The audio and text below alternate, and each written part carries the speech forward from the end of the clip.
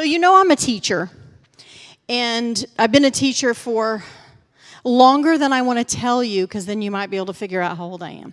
So I've been a teacher for a very, very long time.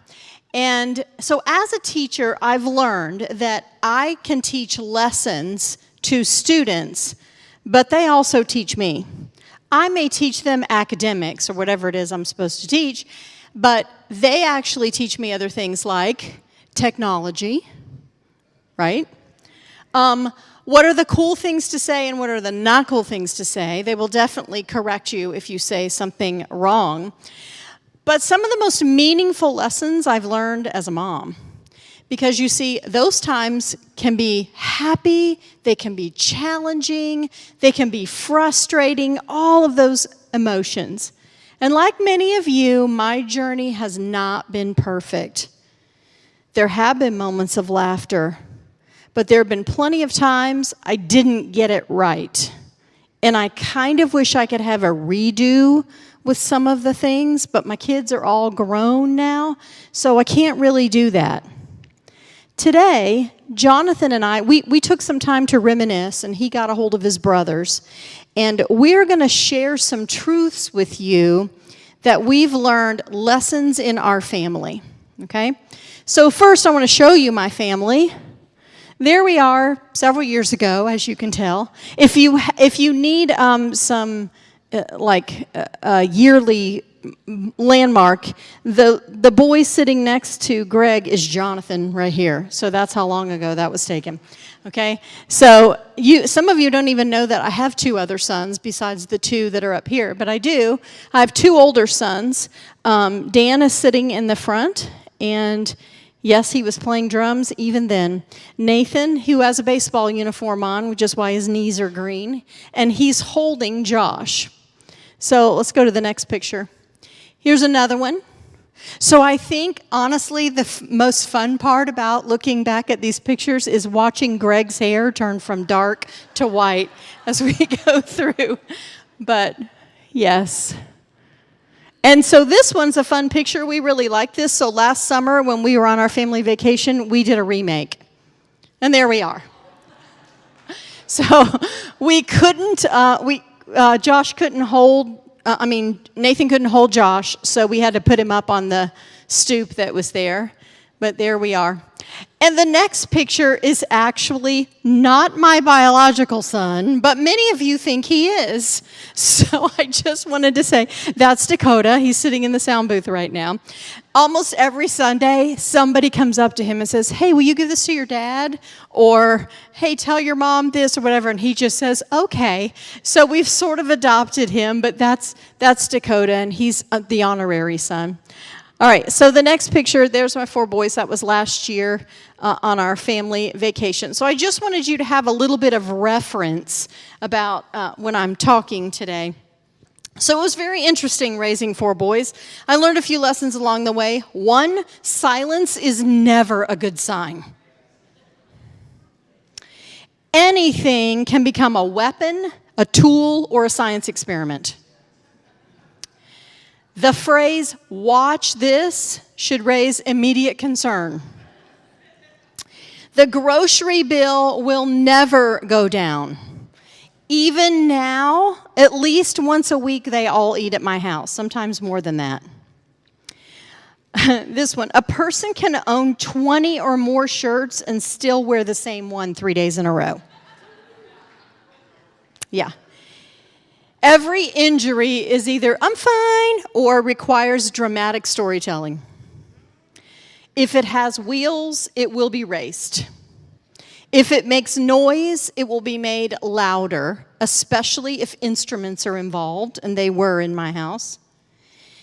They will sit at the dinner table and eat an entire meal and 5 minutes later say, what's in the fridge to eat?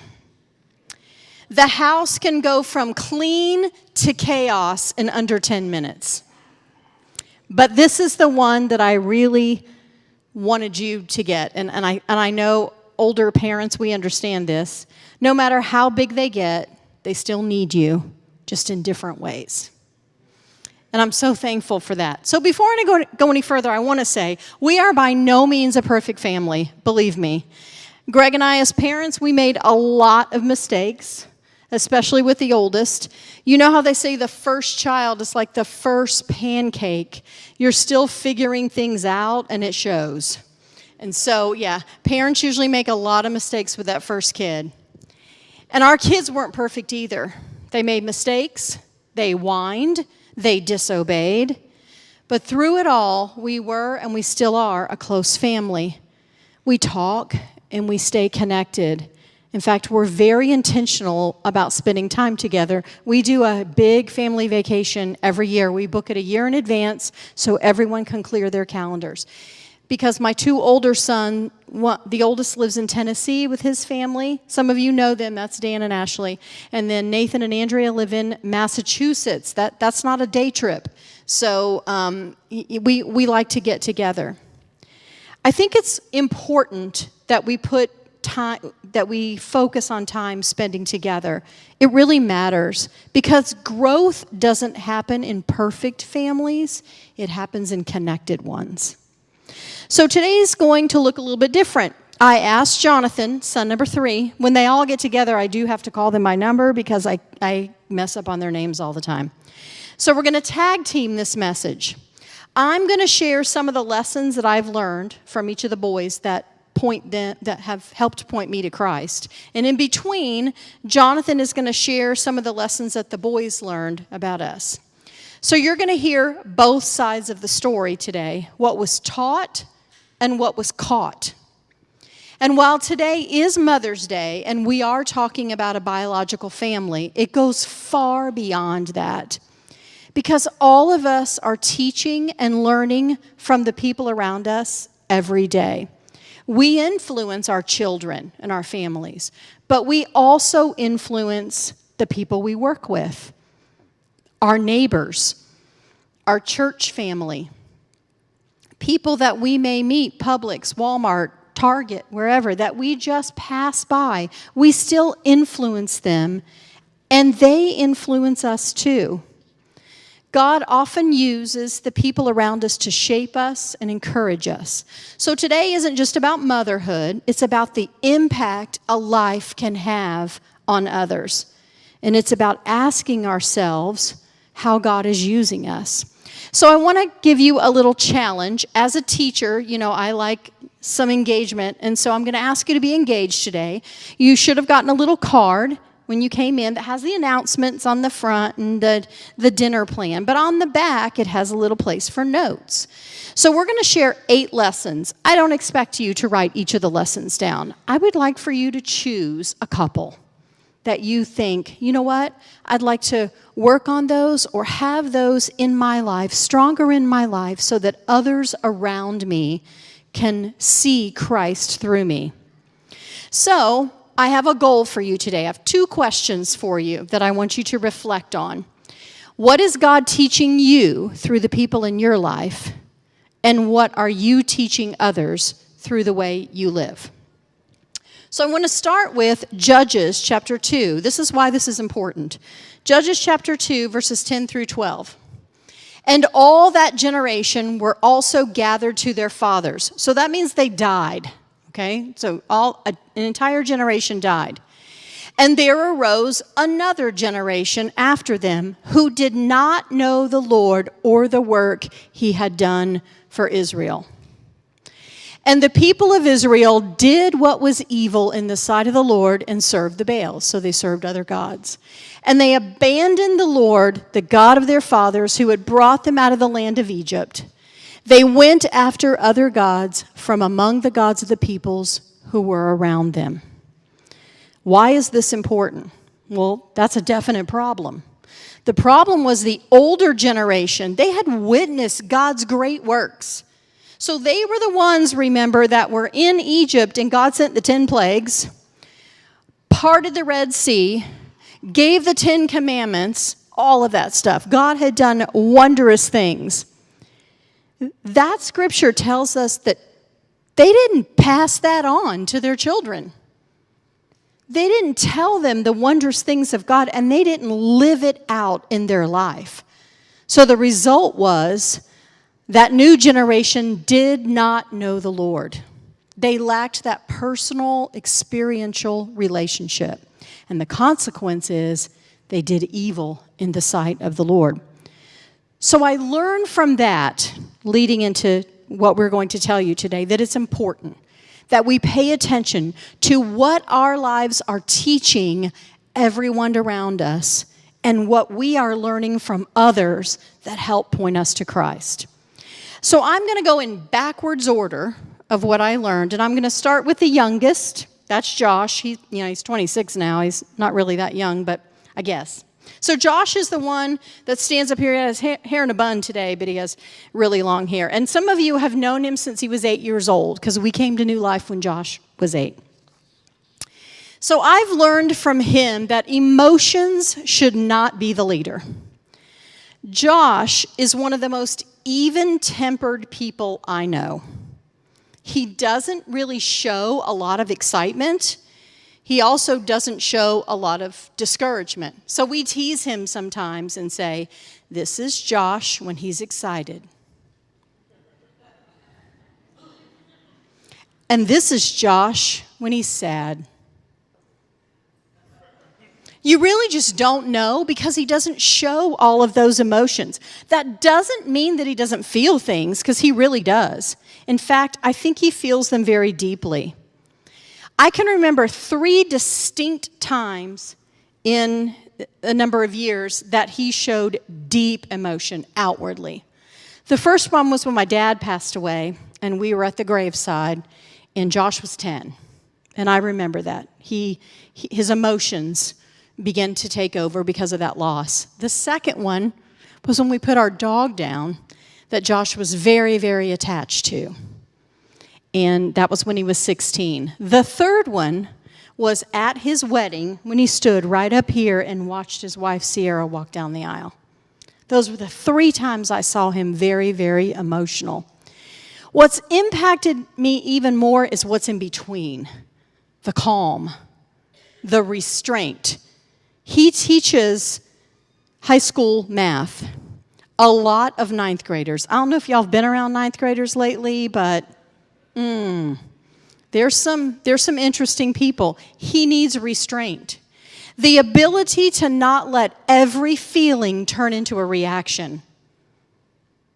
That's hard, because life will test that. There are moments when frustration rises quickly and when exhaustion takes over. And there's moments when words want to come out before wisdom has a chance to come in. And we do that. So what I've learned is this: just because you feel something does not mean you have to act on it. Every word that you think does not have to come out of your mouth. Everything that you feel does not have to be a rolling of the eyes. You can keep those things to yourself. Because as Scripture said, God calls us to pause, to listen, and to be slow to speak. See, when we react out of emotion, we often create regret. But when we respond with wisdom, we reflect Christ. Jonathan? Now notice that wasn't mine. And as a matter of fact, while she was sharing that, my father-in-law was giving me eyebrows saying, "Are you going to start doing that too?" So that's not me. I show my emotions. I'll let you know. But I'm going to share from Josh. So we texted all the brothers, as she said, and called them, talked to them, and they all shared some things that they learned. One major point that we learned that helped us grow stronger in our walk with Christ, and some few others that are interesting, to say the least.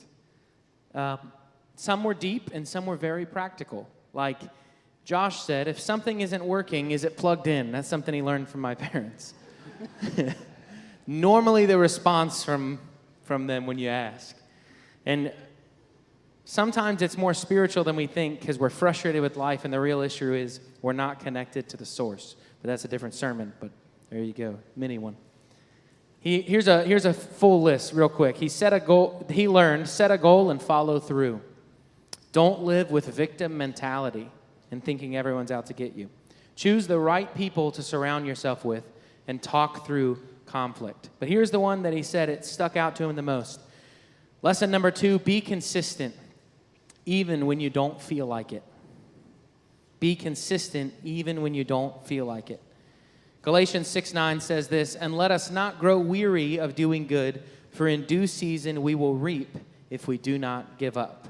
Be consistent, even when you don't feel like it. Anyone can do right when it feels good. But what we saw in our parents was consistency all the time.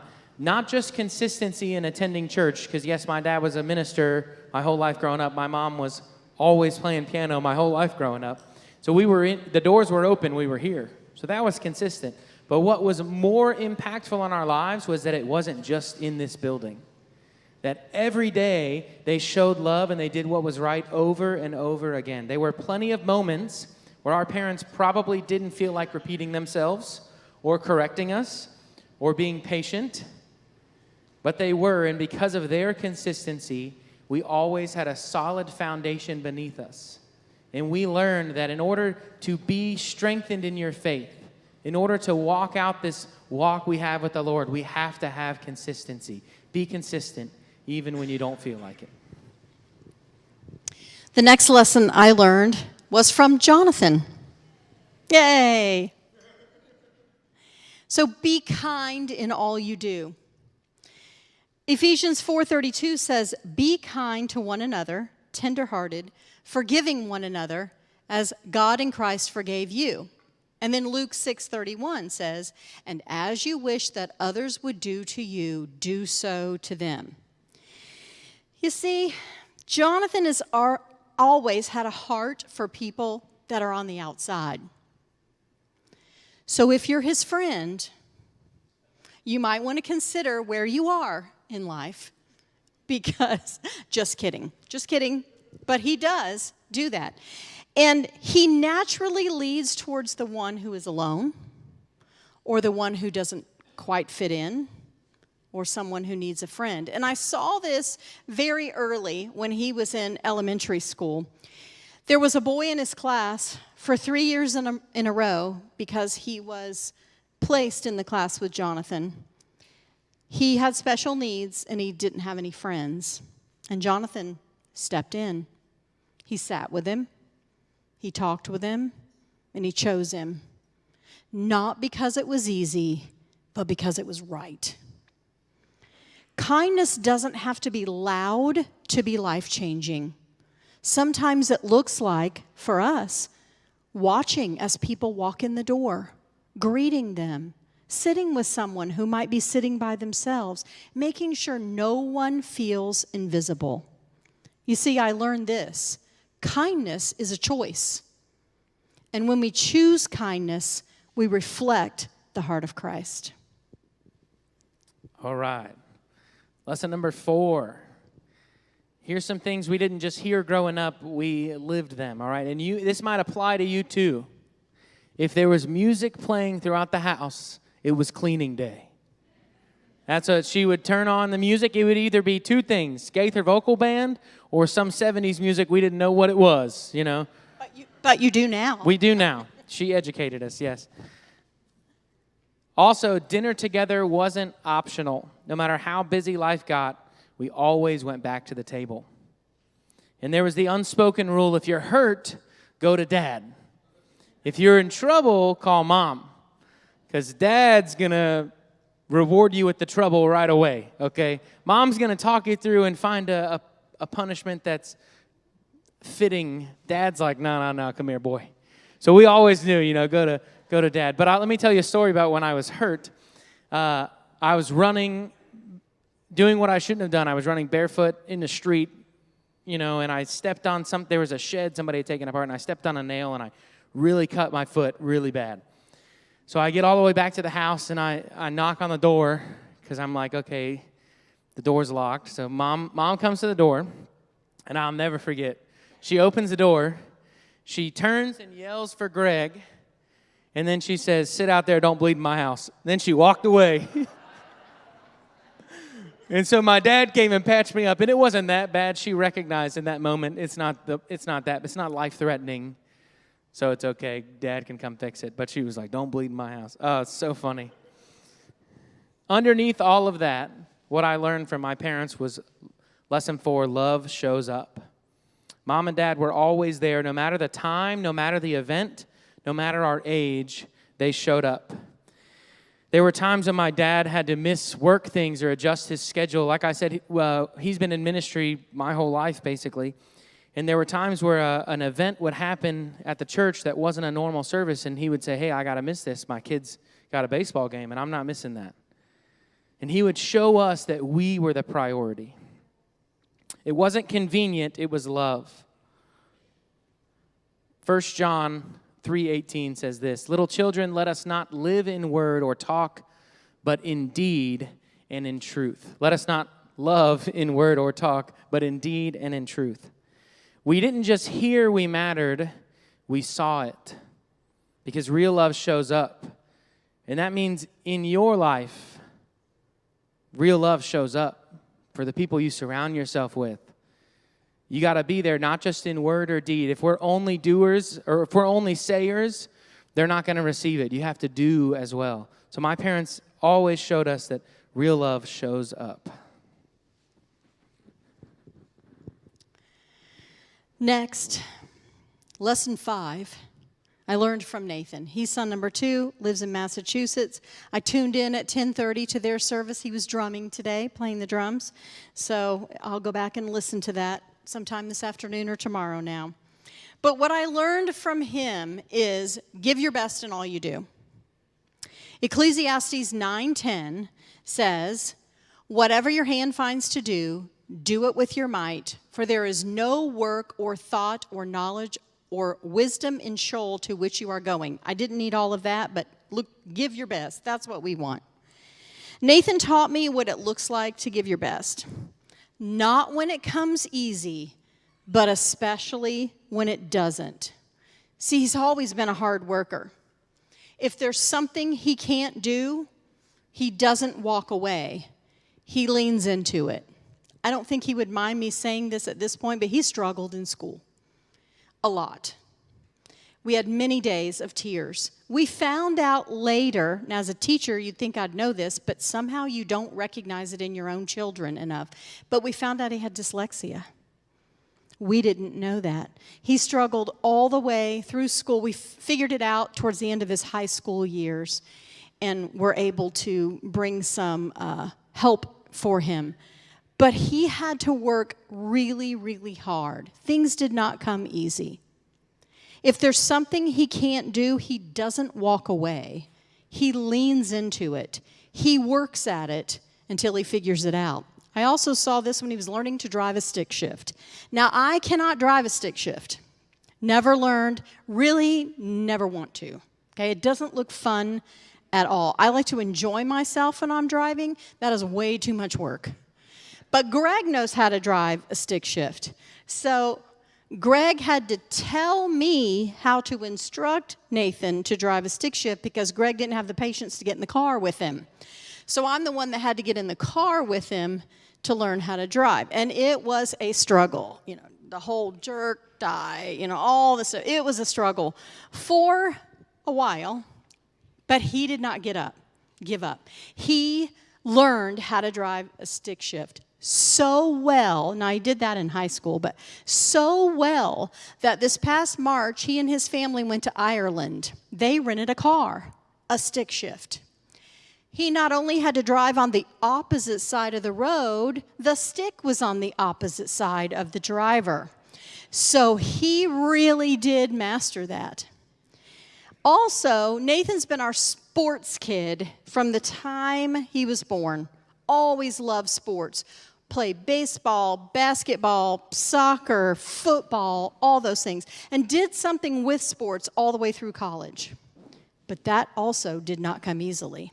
He worked at it really hard, and he didn't quit. What I learned was this: giving your best isn't about talent. It's about effort. It's about determination. It's about refusing to let frustration have the last word. See, I learned that sometimes the people who succeed the most are not the ones with the most natural ability, but it's the ones who stick with it, They're willing to keep showing up, keep trying, and keep learning. And honestly, that really hit me hard because that type of perseverance really reflects Christ. Because living for Christ isn't always easy either. There are days when obedience is hard. When loving people, especially certain people, not in your family, of course, I don't know, but that's hard. Days when forgiving, trusting, serving, or standing firm in your faith, that can be hard. But faithfulness means continuing anyway. It means giving God your best even when life is difficult, even when growth feels slow, and even when you fail and have to try again. I learned that perseverance builds character, and character points people to Jesus. All right, so if you know Nathan, you know he's an interesting guy. He's not, me, Dan, and Josh all have the same kind of humor. Nate's is a little different. Me, Dan, and Josh all listen to the same kind of music, watch the same. Nathan's just a little different. So he's got a different view on things. So when I say that these statements are very Nate, I hope it comes across, okay? I asked him, what are some things you learned from mom and dad? His first response was, a good vacuum helps the marriage. I said, buddy, we're trying to be funny here, all right? Come on, you got to help me out. So then he said this one, which is a little more accurate to what a little accuracy to what my mom just said. He said this, support your kids and be proud of them, even if they're the best bench warmer on the team. And that was Nathan for a while. But he did grow, and he persevered. He worked hard. But he said this, we've seen you work through ups and downs and be determined to love each other. So his main point is love isn't just something you feel, it's something you choose over and over again. Colossians 3:12 through 14 says this, put on then as God's chosen ones, holy and beloved compassionate hearts, kindness, humility, meekness, and patience, bearing with one another, and if one has a complaint against another, forgiving each other as the Lord has forgiven you, so that you also must forgive. And above all these, put on love, which binds everything together in perfect harmony. We watch that in good seasons and hard ones. My family, we might look like we have it all together now, but I promise there were some rocky roads, and not the ice cream kind, okay? There were some rough times growing up where the money wasn't there and we had to trust. I wasn't alive at the time, so my life's been great. But I remember when my brother's favorite Christmas that they still talk about today is when my mom made them things because they didn't have the money to buy them gifts. My parents have been through a lot. They've had challenges and crises. My mom, as she said a few weeks ago when Dad was preaching, she sought her doctorate, so she was quite busy. She would go to something in Tampa at USF and then drive all the way back to Lakeland as fast as she could, as I-4 would allow, to make sure that she would be at every band event that I was in or football or whatever was happening. She was always there. That goes back to the other one, but that's a sacrifice. They clothed themselves in love. It's a choice. He doesn't say, have love. He says, put on love in verse 14. That doesn't mean they didn't correct us or discipline us. Daniel and I rival for the most disciplined of the crew. I have been spanked and grounded so many times I couldn't even remember half the things I did. We'd be here forever if I told you the things I do remember. But I never questioned whether my parents loved me, because through all life put them through, there was always love. They always chose love. In situations where I wouldn't have. They're dealing with situations where coworkers say things or something happens in a church they were serving in, and they choose to show love. And we see that as kids, even though we were 9, 10, whatever, we see how our parents respond, and that teaches something in us that no matter what, we are to show love. That's how we can be Christ-like. And sometimes we miss that. We think, oh, they're not watching, or they don't hear what I'm saying, or they don't hear me complain. It's fine. They're just kids. They see you in every moment. Not just that, but all the people around you. So I encourage you, like we learned from my parents, show love. Love isn't just a feeling, it's a choice. Lesson 7, I learned from Dan. It is be all in, fully committed, intentional, and dedicated. Colossians 3:23, whatever you do, work heartily, as for the Lord, not for men. See, Dan is dedicated in everything he does. He's probably, of all the kids in that way, he's most like me. He's very much a planner.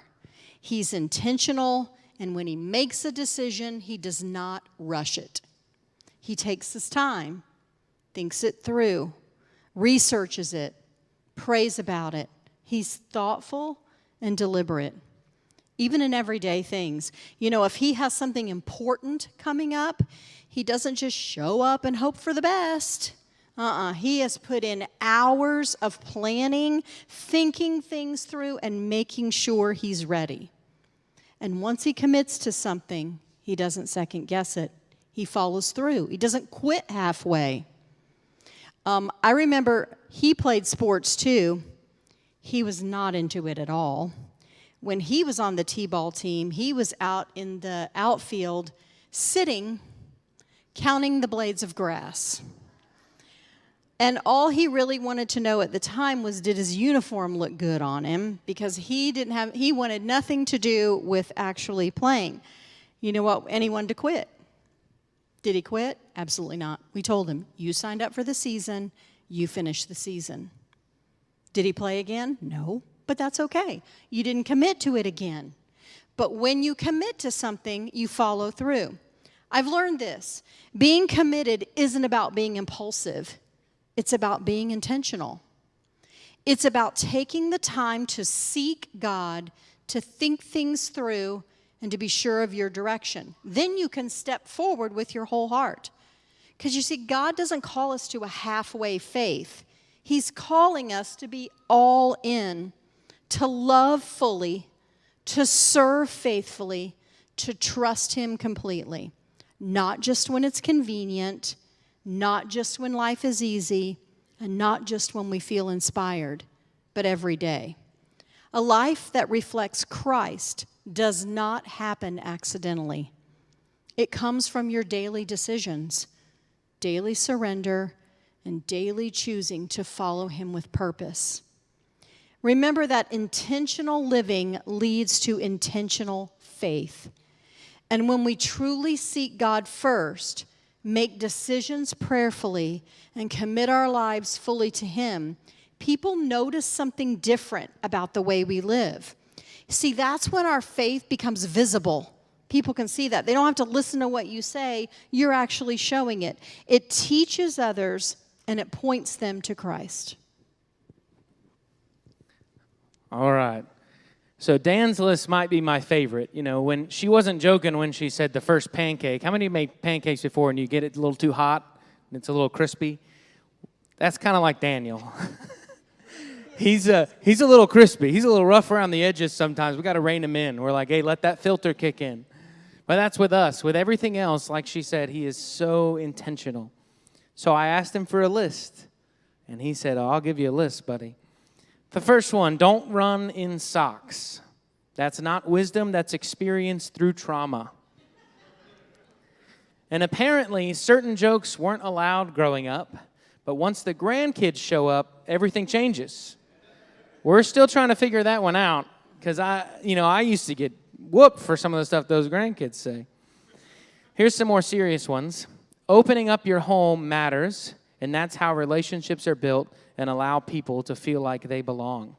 No matter how old you get, mom and dad's house is still home. Now, one more, he said, sometimes a Simon Cowell brutal level of honesty is required from mom. And let me tell you, she would not hold back. We would go to her when we wanted the truth and nothing but the truth.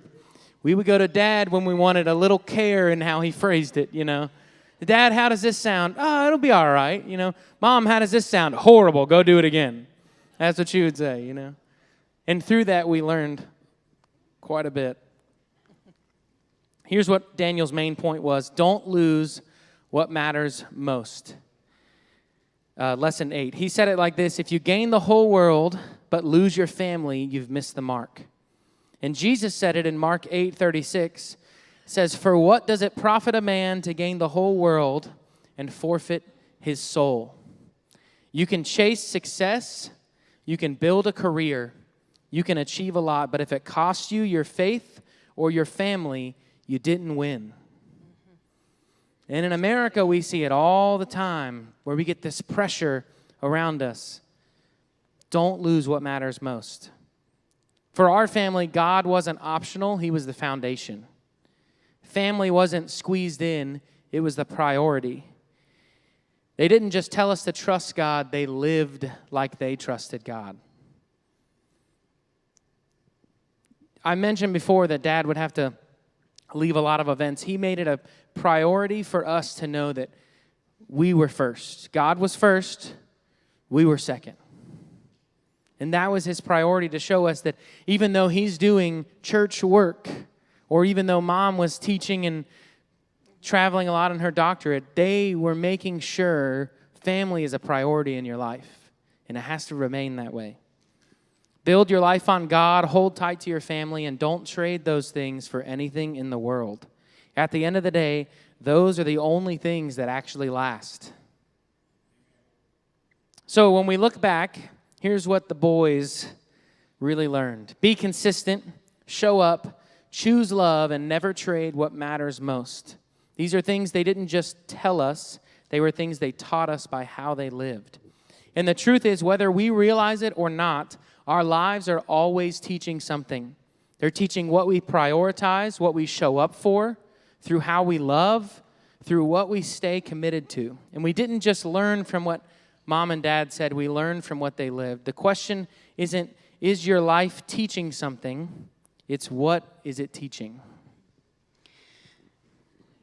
You know, today you've kind of seen the Instagram version of the Rakes family. Do you know what that means? Nothing bad.